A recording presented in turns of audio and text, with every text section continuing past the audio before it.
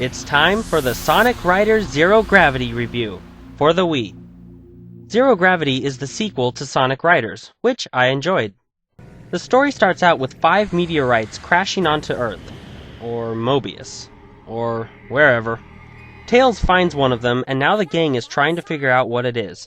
They are soon attacked by robots for some reason, and they try to escape. Tails blasts through a wall and Sonic plummets downward while Tails and Knuckles hover above. Sonic somehow uses the meteorite's power to hover as well, and so your journey begins. Sonic Riders is a racer on hoverboards. You'd think Sonic would just use his legs and run at the speed of sound, instead of using a hoverboard which only goes around 250 miles an hour. But oh well. The story is kinda stupid. You have to recover 5 meteorites called the Ark of the Cosmos that robots and the Babylon Rogues are trying to collect as well. I won't go in depth with it too much, for those of you who are just dying to play this game. What makes Zero Gravity different from the original Sonic Riders is the zero gravity.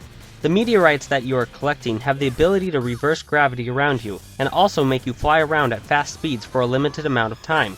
This can make the game more fun to play, but might make it a bit complex for younger players. Once again, Sonic Team delivers a colorful scenery. The graphics are great. I've never played a Sonic game where the graphics were bland and boring, but with Sonic Team, it's the controls that I'm worried about. The original Sonic Riders had well-balanced controls, but did Zero Gravity?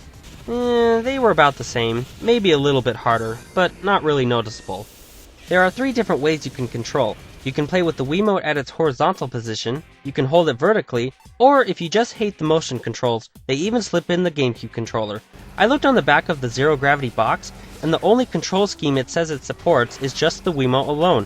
Maybe Sega's trying to hide the GameCube controller and trying to promote the motion controls.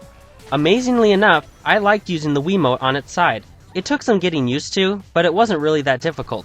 The only problem I have with it is, both the motion controls and the directional pad are active simultaneously, and because of this, if you are not careful while using the directional pad, you can get screwed up. If you use the GameCube controller, it'll be just like any other game. I recommend using the Wiimote on its side. I do not recommend using the Wiimote vertically. You have to point the Wiimote at the screen. You can use the directional pad or tilt the Wiimote to the left and right to steer. If you do this, there will be a target on the screen representing where you are pointing. This can be very annoying, especially if you are playing multiplayer, because since there is already a lot of data on your screen, adding a target will decrease your viewing window. So be warned! Just like using it horizontally, the motion controls and the directional pad are in effect at the same time. I played one race using the Wiimote vertically and received last place, because steering this way was just like Nintendo's 2008 E3 press conference. Complete garbage! In addition to the main storyline, there are also missions where you have to complete certain tasks. If you can beat them, you'll receive new equipment to new characters. Some of the missions can be very difficult, so advanced players will enjoy the challenge.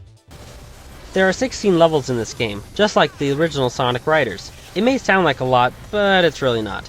At least with Zero Gravity, Sonic Team made the levels longer than the original Sonic Riders. I don't know if that was due to the fact that the GameCube disc was smaller than... Sonic Riders was also for the PS2, the Xbox, and the PC. Maybe it was just laziness. Whatever the reason, increasing the level length was a smart move. Good job, Sega!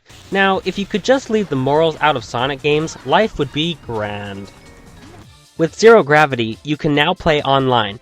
No, not actual matches like Mario Kart, but you can download Ghosts to race.